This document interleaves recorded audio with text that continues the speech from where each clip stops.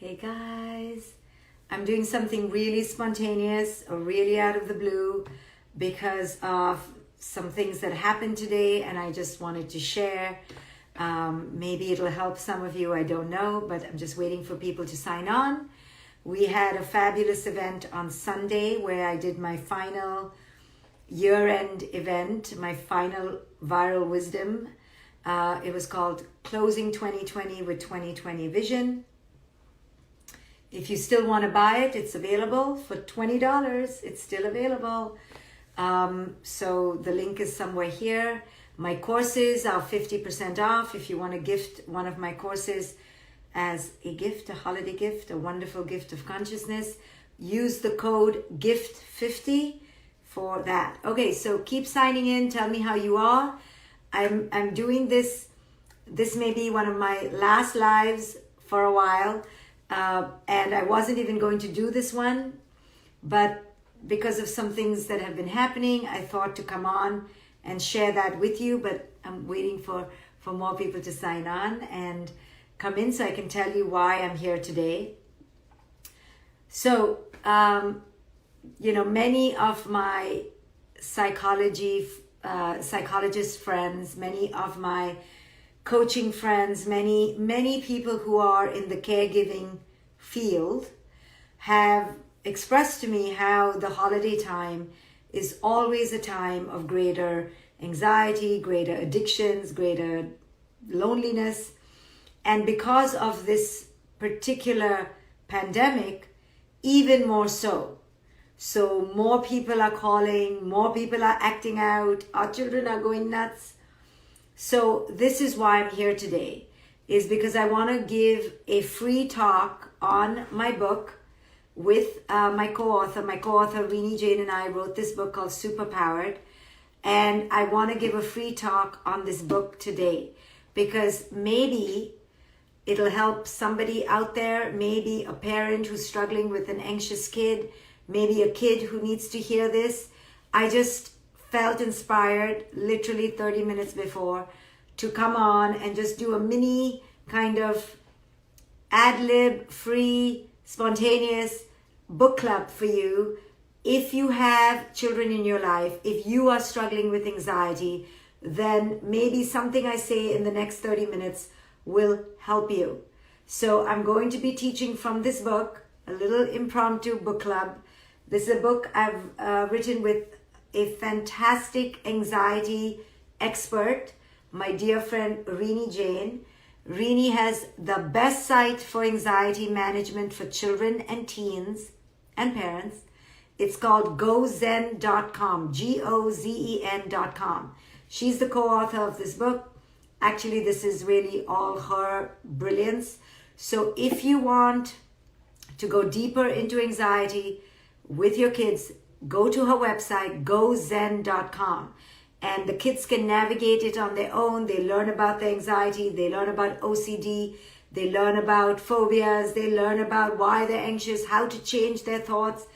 And it's a fun website, gozen.com, gozen.com. So I'm going to do an impromptu book club on this book. So hang in there. I'm going to give you some key teachings from this book. So if you have a kid or teenager right now struggling with anxiety, maybe you want them to hear this, or it'll be here forever so they can hear it. And if you're a parent struggling with how to help your kids, well, now I'm going to help you help your kids. So join in, tag your friends if they want to come on in. This is really last minute, not planned. I could have done an event around it, but I just felt it in the moment. So here I am, and I'm going to do some teachings from this fabulous book called Superpowered. You should really buy it for every human being. Yes, I've decided every human being needs this book.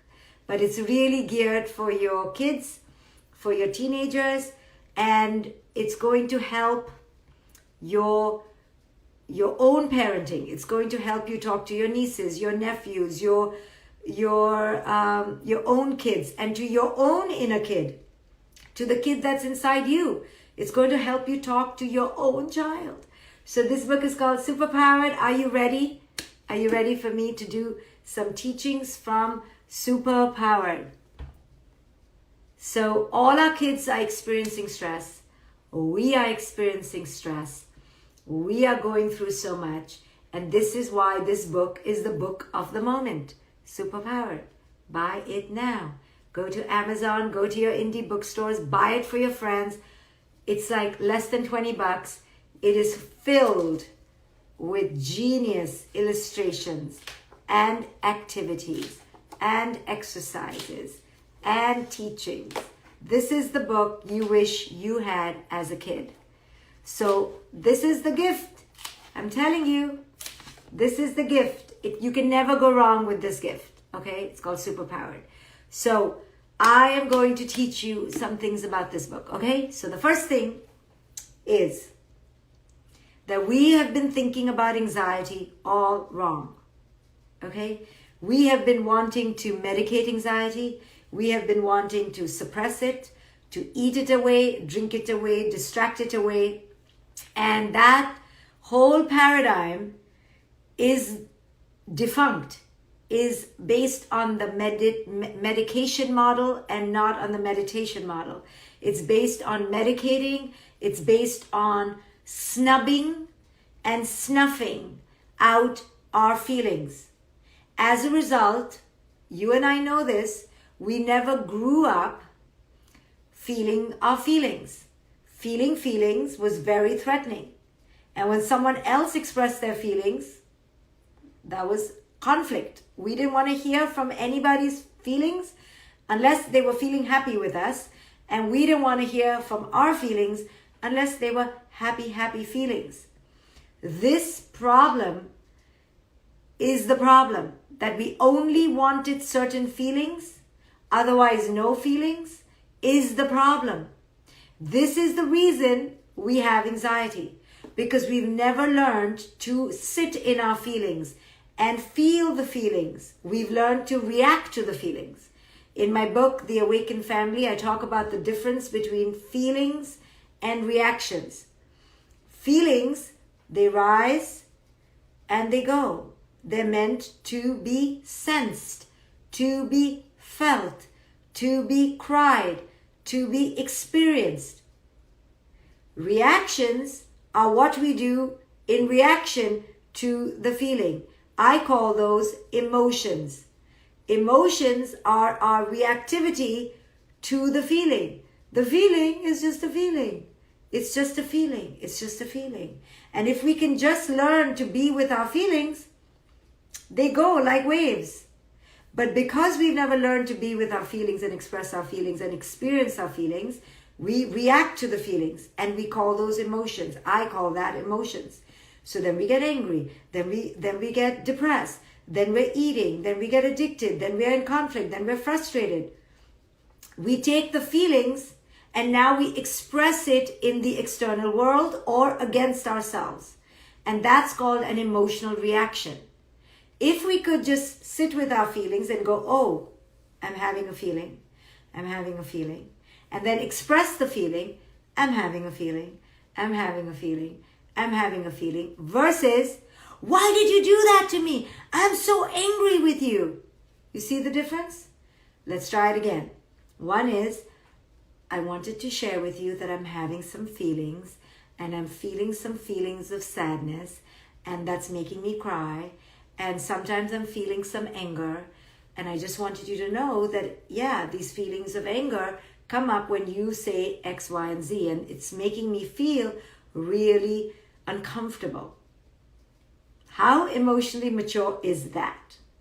Versus, how could you do that to me? I can't believe you did that. Do you understand how rude you were? You are such a rude person. I'm never going to speak to you again. The second one is an emotional reaction. The first one is I'm feeling feelings, I'm feeling feelings, I'm feeling feelings. What are your feelings? What are your feelings? What are your feelings? Now, you would think I've taught my daughter how to do this. I haven't. She's 17 and 3/4, almost 18. I'm not allowed to say she's 18 till she's 18. Because when I say you're 18, as in you're an adult, I get told, no, I'm not 18, not even 17 and 9/10. I'm 17 and 7/10. So I'm not yet an adult, so I cannot be treated like an adult. However, at other times, when I say, you can't do that, she goes, yes, I can. I'm an adult now. So you know how teenagers are, like neither here nor there. Anyway, you would think I've taught my daughter how to share her feelings. No, it's really difficult.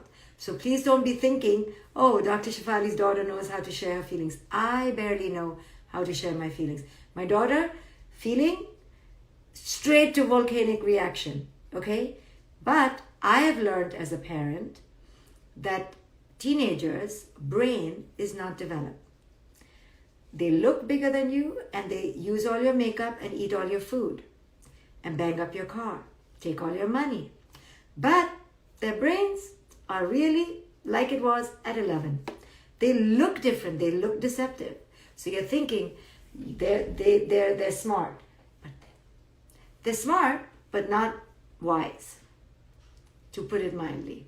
So their brain is not yet developing. Apparently, new science has shown us that bloody frontal cortex, where all the thinking, the planning, oh my God, do you know when it ends the development? Do you know when? Well, it explains for all my crazy 20s. It only finishes developing at 28. So if you have teenagers and you're thinking, 18, you're going to be like, you're done with parenting. No, now apparently 28 is the new 18. So we have to go all the way till 28 before we expect them to show some emotional maturity. I don't know whether men and women have the same rate of growth. You would hope. However, it is to be seen. So kids don't know how to do this, okay? Parents don't know how to do this. I'm having feelings. My feelings are of sadness. It's making me really sad right now. And these feelings are welling up inside me and in my throat. No, we're like, I want to kill you. I want to shake you. I'm never going to speak to you, right? That's what we know. We're always reacting. We're always reacting. But as parents, we need to know that teenagers' brains are not developed. Therefore, preschoolers, schoolers, adolescents, all of their brain not developed. So expecting them to speak like this is impossible. But when they react like that, you can understand that they're having a goddamn feeling. So you don't react back to them, right? Why are you reacting to them, right? I always tell parents, especially of toddlers and teenagers, which is basically all the kids and all, I was going to say all the men sometimes, but I was going to say, I tell parents all the time, why do you react back? Don't you understand that they just don't know how to feel their feelings? They just don't know how to feel their feelings. So we parents need to be translators, auto translators, quick. Oh, my kid is really tired. Oh, my kid is dumping on me right now and acting like a lunatic because she doesn't know how to express her feelings, and so on and so forth. So when we understand that they don't know how to just express and they've taken that feeling and converted it into a reaction, then we don't react, right? We just wait for the wave to pass. And the good thing about kids is that the wave does pass. And then later, you can, if you feel like it's safe, you can go and approach your kid or your teenager and talk about their feelings. Now, you know many a grown-up man and woman who don't know how to express their feelings. They don't even know they're having a feeling.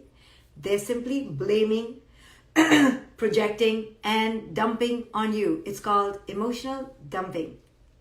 At least once a week, I know I emotionally dump and I'm dumped on. I don't know about you, but this is a thing we seem to be doing as humans.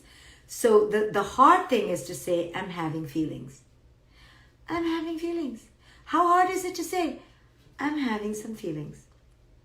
I need you to not be triggered by me.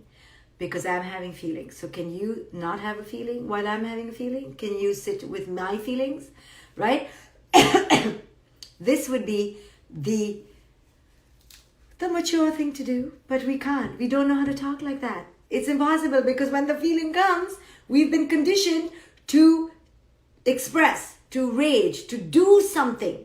To simply sit with the feelings is impossible, right? We're like eating, drinking, screaming, yelling, picking up the phone.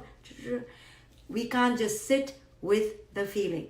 Okay, so now I'm going to start the book. I haven't even started the book, but this was the premise of the book, that the way we're thinking about anxiety is wrong. Because we're suppressing anxiety and not understanding that anxiety shows up in many faces. That's why we lose it with our children. You know why we lose it with our children? Because we genuinely believe that they're bloody so rude, okay? I remember when my daughter was 4 years old, and I literally, you know how parents are. We literally think things that are not true. So I literally thought, she is manipulating me and she's playing games with me. So I remember she was 4 years old, okay? She didn't even know what I was even talking about. And I said to her, stop playing games with me, Maya. Because I thought she was manipulating me. Because you know how we parents are. We're so victimized and everybody's so mean to us. We're like, you're manipulating me. Not that I didn't know how to say no or have good boundaries or good self-care. I'm like, you're manipulating me. You know, you're crying too many times at night. You're manipulating me. You need to pee at night and you're asking for help. You're manipulating me. I was so messed up. So I told her, you're playing games with me. And she was so cute. She looked at me and said, oh, you want to play a game, Mommy? Let's go play a game. And I felt so ashamed at how sick I was. You know, my ego couldn't take that I needed to serve her. And it brought up my own sense of grandiosity. Like, I don't need to serve you, understand? And this poor 4-year-old, I converted it in my head, as we parents are very good at doing, into you, she is using me. She's using me. Because she is using me, but she's not meaning to use me, right? Not in the way that I've been used and abused in my life, and now I'm in my 40s, I'm taking it out on her. This is why we parents lose it with our children. Because somewhere we believe that they are equal, that their brain is developed, that they're purposely doing that. And they're not purposely doing it. I mean, sometimes they're purposely doing it, of course. You know how when they come to you so sweetly, oh, my daughter's voice becomes like a little impet, like a mousette. Like not even a mouse, a mousette. Okay, Mommy, can I was just wondering, can I please have some money? You're totally manipulating. Okay, so of course they manipulate. But when they are caught up in those big feelings, they're not manipulating us. They genuinely lost it. They've lost it. The feeling came, the feeling scared them, and they went straight to their ego protection, which is yell, scream, disobey, not listen, withdraw, sulk, lazy, procrastinate, right? They went into shutdown mode. They became zombies and did one of these 3 things. But almost always, unless your kid is a very good actor or actress, every time they're having a big feeling that feels to the parent as if they're manipulating the parent or attacking the parent, 95 to 100%, they are having anxiety. And the anxiety gets converted into something else. I'll give you a case in point. Yesterday I went to the dermatologist with my daughter. If she hears me, she's going to kill me. For her skin. And the doctor told her to stay away from the sun. And she's going on vacation tomorrow in the sun. So the doctor told her, don't be in the sun. Did I say it? No. I didn't do anything. I'm just driving. She begins screaming at me. What do you expect me to do? Do you understand? I can't do anything. I'm in the sun. I can't do anything. Screaming at me. What do you think I should do? You're unreasonable. You're asking too much of me. I'm driving. I'm not saying anything.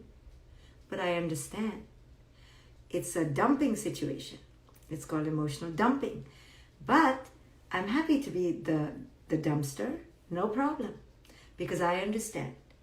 The child, whose brain is not yet formed, another 10 years, is feeling anxiety about not being able to suntan because of her skin. And instead of bloody getting angry with the doctor, she's getting angry with the dumpster. So I'm just like, nothing.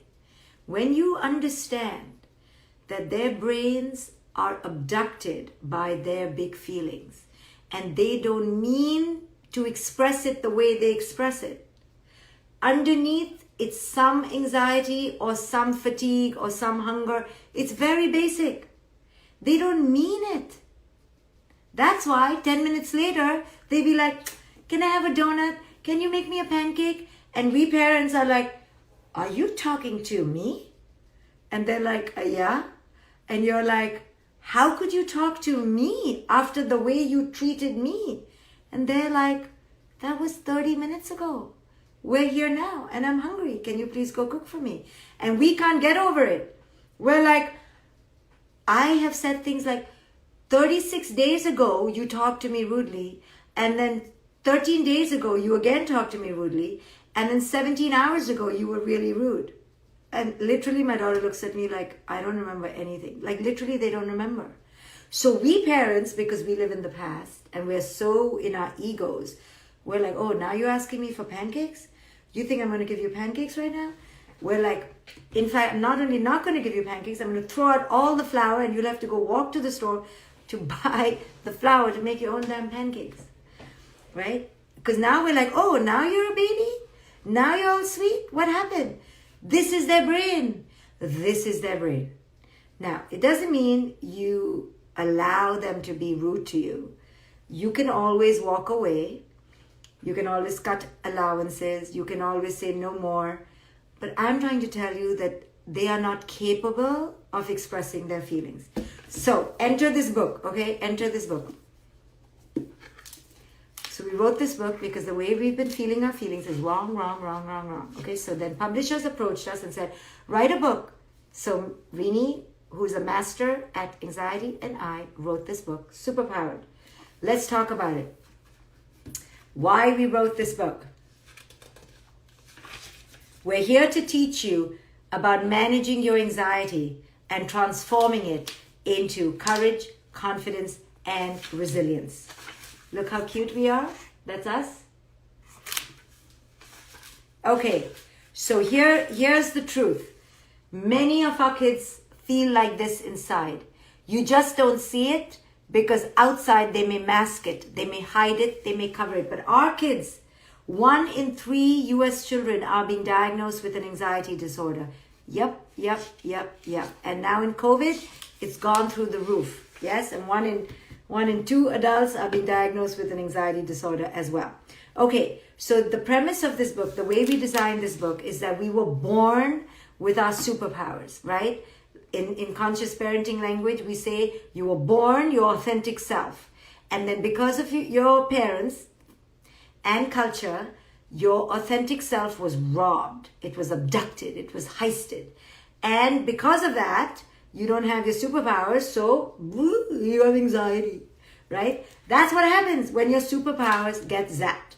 So this is an acronym, superpower. Power is an acronym, and you are superpowered. Your children were born superpowered. But because of your anxiety, the parents' anxiety, and because of culture, because of education, because of the church, because of the priests, because of the temples, all pointing fingers at our children, because of the pressures of magazine covers and TV ads and social medias and like buttons and all this, do this, don't do that, you're bad, you're good, and all the cultural injunctions, our children and our superpowers were zapped.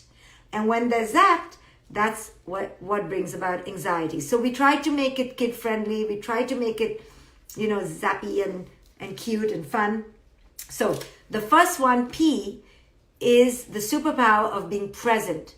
Each one of us were born present. You know that. You know how little children are. They're so in the moment. And that's the first one that was zapped away from us because we were told to not be in the present. Our parents and us included began hurrying our children up to the future. We're like, excuse me, childhood is not for childhood, okay, children? Childhood is not to play, not to dream, not to be still. Childhood is a preparation for the future, right? Haven't we told all our children this? Like, hello, life is not play, right? When a 5-year-old is just playing bubbles all day, you're like, excuse me, do you think all your life you can just play? How do you think you're going to pay the rent? By playing bubbles, right? And the kid is like, okay, you look really happy. And you're like, yeah, I'm happy. And I want you to be happy. That's why you should stop playing right now, right? Stop playing, quit playing. Let's get serious about adulthood. Because when you get to adulthood, you're going to be super happy, like me, right? So P, O is the superpower of being original. You think your kids are original? We're like, do not be original, okay? We have a family, we have a last name, we have a tradition, we all belong to this synagogue or temple or church or club, okay? Or neighborhood. And this is the way we do it here. Okay, so hello. You can be original till 2 years old. Oh, so cute. You're so cute. After 2, wear a uniform, put your hair in matching braids, wear matching socks, and look good because you are my representation. So be original when you grow older. After you're older and you pay your own money and you make your own money and you pay your own rent and write your own checks to yourself, then you can be original. But mommy, that'll be too late. I'll be 54. It's okay. I waited till then. You can wait till then, right? What's the problem? Do I look unhappy? I'm totally fitting in. I've given up my originality. Life is a compromise. Life is a sacrifice. Look at me. Don't I look happy? Right? That's what we tell our children. Our children are like, no, you don't. Okay, W is the superpower of whole. When our children were born and we were born, we used to look in the mirror, believe it or not, and we thought we were awesomeness. We were amazing. We were gorgeous. How many young girls have you caught looking in the mirror going, I'm the best looking little girl in the world? And little boys going, I'm a superpower, right? Okay, that was before they turned 4 and went to preschool. The minute they go to preschool, they meet the real world and they meet other children conditioned by other parents and they begin feeling like crap. Now suddenly they come home and go, what's wrong with my skin? Jacob told me that my skin was too dark. Or Sally told me that my hair was too this. And Maya told me my nose was too big. And Pamela told me that my eyes were crooked. Right now suddenly they meet the real world and they realize, oh, I'm supposed to fit a standard. And the standard is a box and it looks like this. And if I don't look like that, I'm not beautiful anymore. I'm not worthy anymore. I'm not whole anymore. So that superpower gets taken away really fast. And all of us have had that happen to us. E is the superpower of energized. You know our kids, when they're young, they're like so excited, so happy to greet the day. Again, pre-4 years old.